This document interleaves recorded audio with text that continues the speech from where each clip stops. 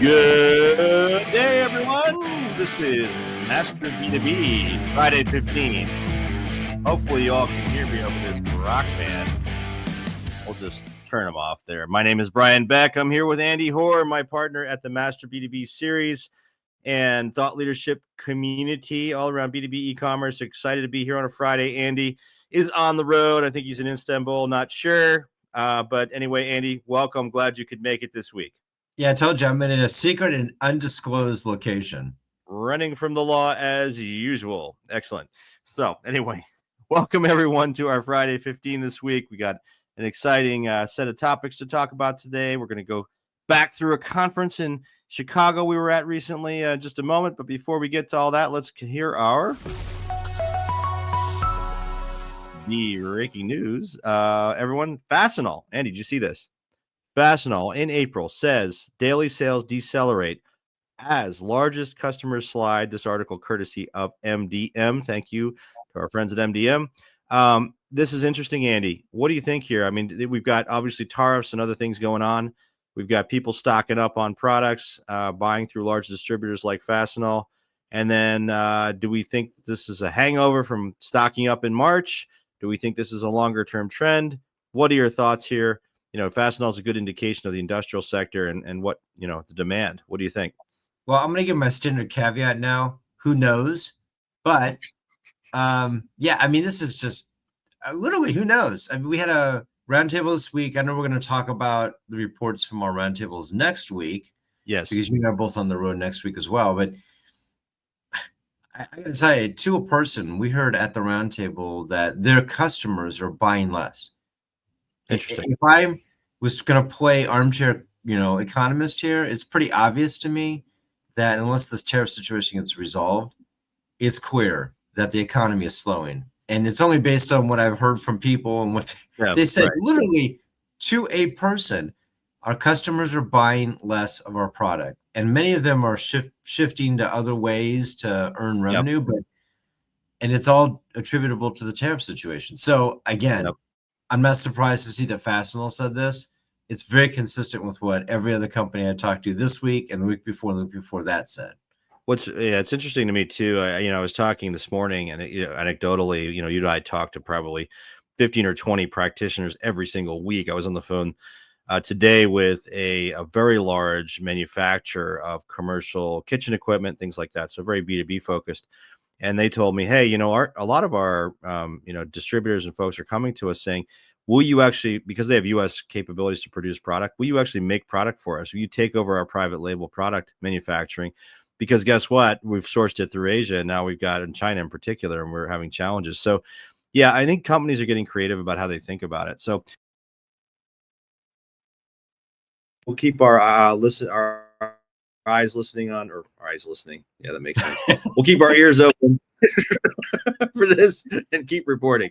Okay, anyhow, our theme today, guys, is all about B2B Online and B2B Online in Chicago, which just happened last week in May, and end of April. And Andy and I were there in force. We had a bunch of folks there from Master B2B, and it was really I think the biggest conference in B2B, the biggest B2B online conference since the pandemic ended. It's back to, and I think beyond where they were in 2019 pre-pandemic. And it was fascinating. There was close to 1,000 people there. About half of them were practitioners, folks, VPs of e-com. We saw a lot of directors, VPs, C-levels, folks that, are driving digital, and some new faces too, Andy. Of course, we saw a lot of our existing community there. There were hundreds of, really probably 90% of the people that were in attendance are part of our community, and either in our forum or attending our events and things. But some new faces were there. I felt a lot of excitement. I've been talking to practitioners since, getting a lot of good feedback from vendors too.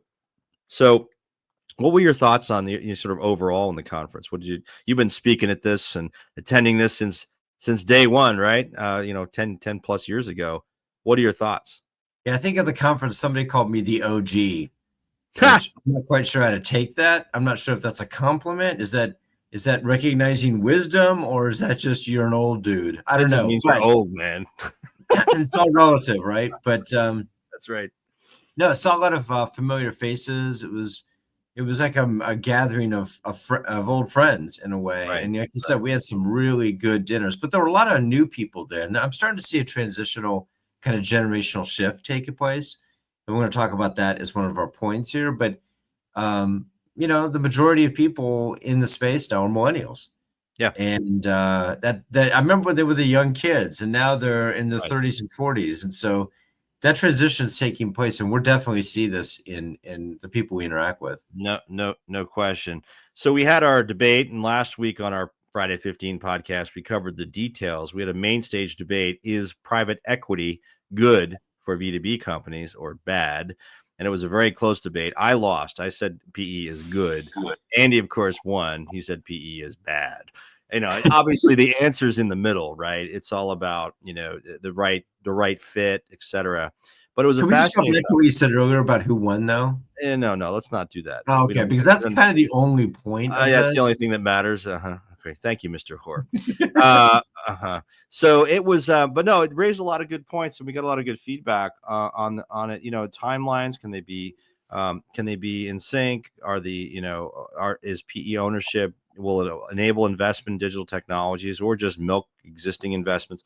So go back and listen to our Friday 15 from last week, folks, if you're interested in the details of that, because we shared a lot about the content there. But it was a really, really fun and really engaging debate. We also had master B2B executive dinners. I think some of our best yet, Andy. Just fantastic. Mastro's Steakhouse, Mastro's, I think is how you say it, and then RPM Italian, two great restaurants in Chicago. We had 60 plus people at this, almost all practitioners. I think most of the conference speakers attended. Mita Kratz and just a whole group. Folks from Middleby, Schneider Electric was there. Stephen Javor, Anthony Locke. We just had, it was a great representation. I think of the practitioners, we had about 15% of the total practitioner attendance join us, and so really great. What were your takeaways? 15 or 50? I'm not sure. It might have Yeah, been right, closer. I mean, there were a lot of people at our dinners who were those practitioners, and we get a lot of the speakers, as you know. right. Um, Yep.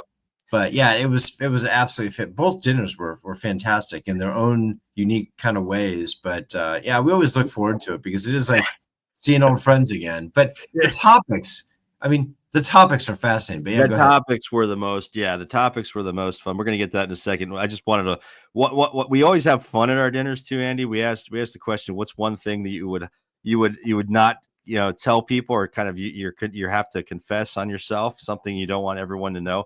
We won't tell who, but one person said that when they were in college, I think they dropped an air conditioner out of the window of a 15-story building and almost killed a bunch of people. So, I mean, we get some crazy stories. We have fun as much as we talk serious matters. But the key themes that emerged, Andy, from the conference, we had a lot of one-on-ones. We had our dinners, a lot of the panel discussions.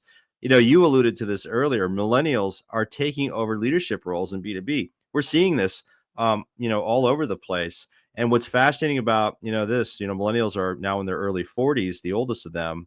And what's fascinating about this is they get it. They get digital, they get e-commerce, and they are pushing the envelope with legacy management. They're putting pressure on, the CEOs and the C-suite that's not Gen X, or some cases even boomers still, that are resistant or have sort of been concerned about digital, Amazon, e-commerce, enablement, going direct to end buyers with e-commerce, opening up portals, marketplaces, direct company-owned marketplaces. These people are soldiers that are now in the trenches, and they're in VP roles. I sat at dinner with two ladies from Middleby. One of our dinners, that's a big giant commercial equipment, kitchen equipment manufacturer. They make Viking and Blodgett.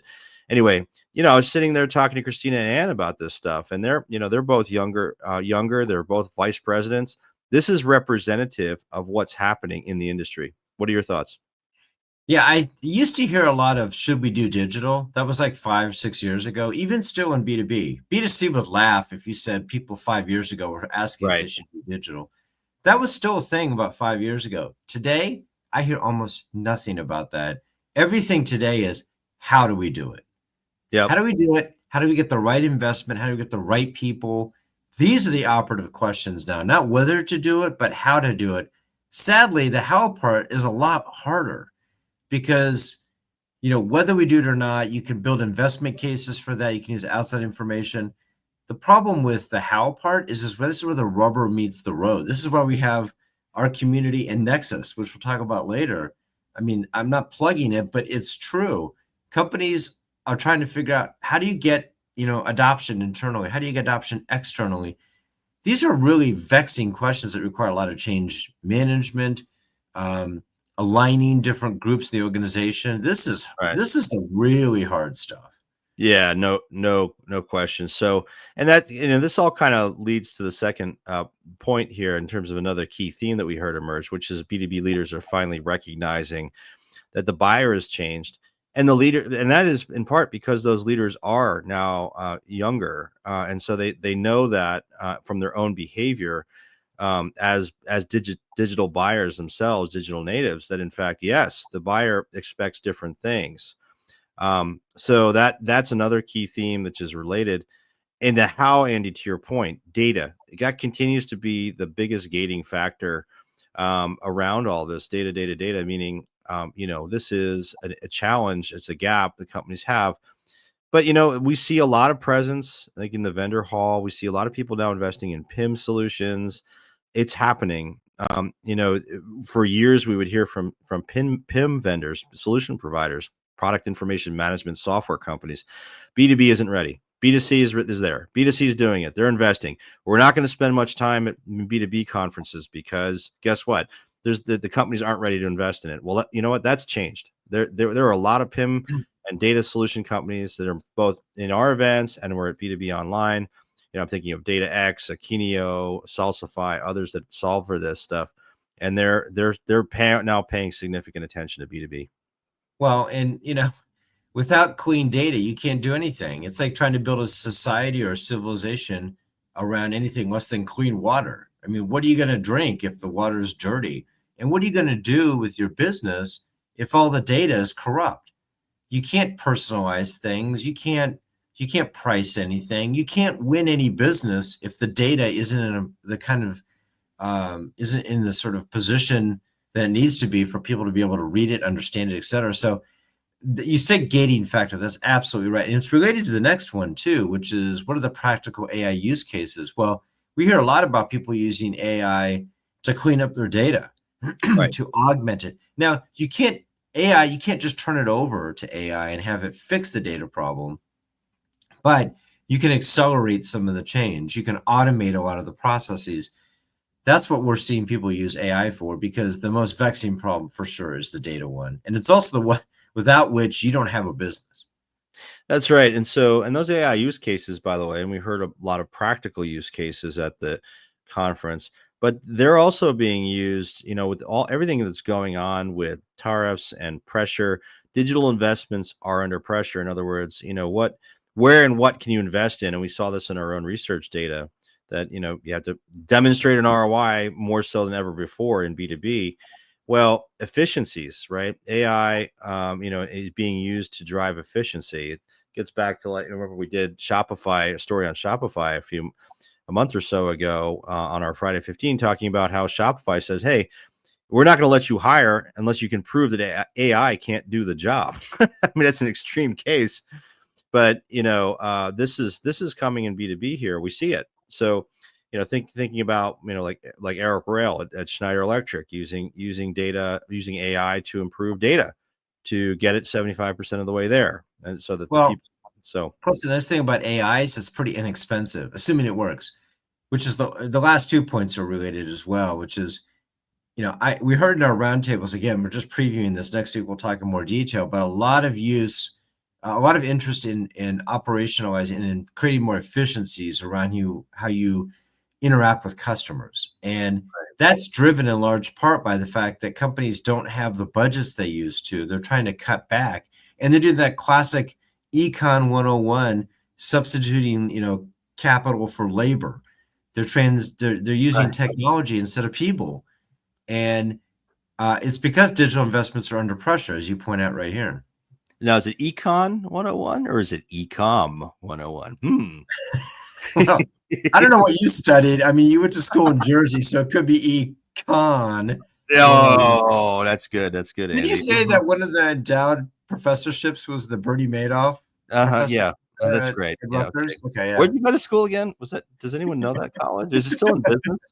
What Well, we college? didn't have Bernie Madoff wasn't down the street. I'll tell you that. No, there's no freaking no. Rutgers does not have an endowment for Bernie Madoff. Okay, You're right. so It was the Sopranos. That's that's right. right. The Sopranos endowed chair. I forgot. So, so as usual at B2B Online in Chicago, there was a robust vendor floor. About half of the attendees were from solution providers, software companies, systems integrators, agencies, search providers, PIM providers, etc. The vendor floor, Andy, what did we see? Well, one takeaway was, everyone's buzzing about Shopify investing in B2B, and they're here. And I know you can't say too much because you're doing some work with them on your combine. But it was interesting to see the amount of activity and interest there was in the platform. And the other platforms were talking about them. The practitioners were. And I think, to me, it's the promise of, hey, Shopify made it very easy to do e-commerce and B2C. We know that B2B commerce digital is much more complicated in terms of workflows, use cases, etc. Anyway, any high level thoughts on this one? Why is everyone buzzing about Shopify, Andy? Well, I would say this much. My impression was that the vendors were buzzing about Shopify. Yeah. But I didn't really hear too many practitioners bring that Yeah, up. I think that's probably true, right? Yeah. So, I mean, they just saw what was taking place in the exhibit hall, and I think it made an impression in terms of the pervasiveness of them, the newness of them. But yeah, Yeah. I can't say that I talked to a bunch of manufacturers and distributors who said, "Hey, tell me more about Shopify." They seem to have a major presence at the show. Again, I think it was more sort of inside baseball amongst the competitors. Yeah, I think you're probably right on that point. Maybe we heard so much from the competitors that and others and SIs and things that it felt that way. The other thing I noticed is that we're talking a lot about AI, but where are all the solution providers? It's like you got a great audience sitting here, and in B2B e-commerce executives, these are the forward-thinking companies, the forward-thinking executives. Why wasn't the exhibit hall filled with AI solutions? There were a Well, couple there, but one answer to that is those AI solutions are all startups at this point, right, and they don't necessarily have the funding. They don't qualify in many cases right, as solutions that you would expect to see at this event.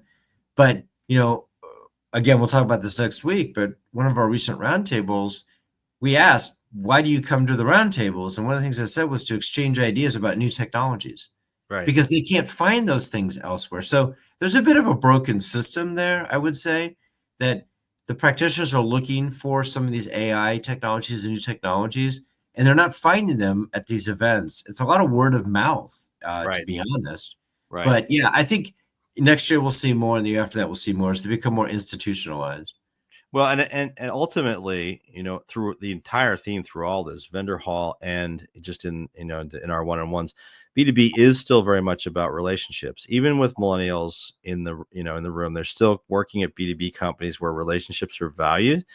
And I think that, in that regard, some of these new AI entrants, they need to learn and understand this. The consumer side is one that is, it's less about relationships and, flat, try things, test, fail, and learn, and have a relationship for a month. And if it doesn't work, kick them out. But B2B is much more about, hey, what are you going to do? What's the business case? I'm going to spend 6 months kicking the tires, Well, right? they change less quickly, Right, and it's a lot riskier, I think. I mean, when you replace a platform once every 10 years right, versus every 2 years, then you're investing a lot of time and effort in making the right choice. So, we joked about this before that B2C, it feels like it's a lot more about dating, whereas in B2B, it feels like it's a lot more about getting married. And you're going to spend more time vetting the person you're going to be married to than the people you date. yeah. Clearly, Cindy didn't do that with you, but Well, Other than that, just kidding, Cindy. I'm not to answer that question actually, so I'm going to pass on that one. Yeah, I would just pass on that question. That's a loaded one. Yes. Anyhow, Cindy is Andy's wife. She's awesome. Anyway, so let's we're past Friday 20 here, Andy. So let's do a couple quick announcements, folks. Thanks for listening this week. We have our Nexus service, which provides expert advice exclusively for B2B e-commerce executives. It is your personal digital lifeline. Folks, this is a paid service, right? And it's for practitioners only. So we keep, solution providers completely out of this. You get your own personal concierge that will answer your questions quickly and get you customized data. We're going to be rolling out exclusive events just for this group. We have meetings, so it's great for networking as well as really getting you the answers to your questions quickly and from practitioner peers, people that have been in your seat. We do deep profiling of everyone that joins our program here. And so we're connecting you directly with other folks that can help and give you practical advice and quick answers. We also have our forum, which is available for free on our website. It's only for practitioners. Conversations every day there. I'm so encouraged to see how much interaction we're getting on this forum. It is on our website forum. You can click to apply there. If you're a practitioner, we will let you join us. And so encourage you to check that out. We have 2 more roundtables coming up next week, one in Minneapolis, which Andy will be hosting, and I'll be hosting in Los Angeles. These are in-person executive roundtables. If you are in the market, please go ahead and sign up. We have 1 sponsor seat still available actually in Los Angeles. I think 1 in Minneapolis too. So, if you're a sponsor listening, you're interested in joining us, let us know that. But we're going to be reporting out next Friday on the results of our roundtables. Andy was just in New York this week, and then we'll be doing these 2, and we'll tell you what we heard and the conversations and what's top of mind with our practitioners in these markets. Finally, want to remind everyone that Friday 15 is available in podcast form on your favorite podcast service, YouTube, web, Spotify, Apple, Google, and of course on our own website. And please rate us. We would appreciate any rating you can do for us. Andy, we're at Friday, almost 25 here. We're getting worse and worse at this. Anyway, keeping this to Friday 15 minutes, by the way, is what that means or supposed to mean. Any final words? You're going to say no, but go ahead and say no, but, and say something to make it longer. Go ahead. No. What? This is a first. All right, everyone. Thank you for joining Friday 15. We will see you next week on our next episode. Thanks, everyone. Talk to you soon. Wrong music. Let's go to the right music. Here we go. If it ever was. Do that band up. You guys are sleeping. See you next week, everybody.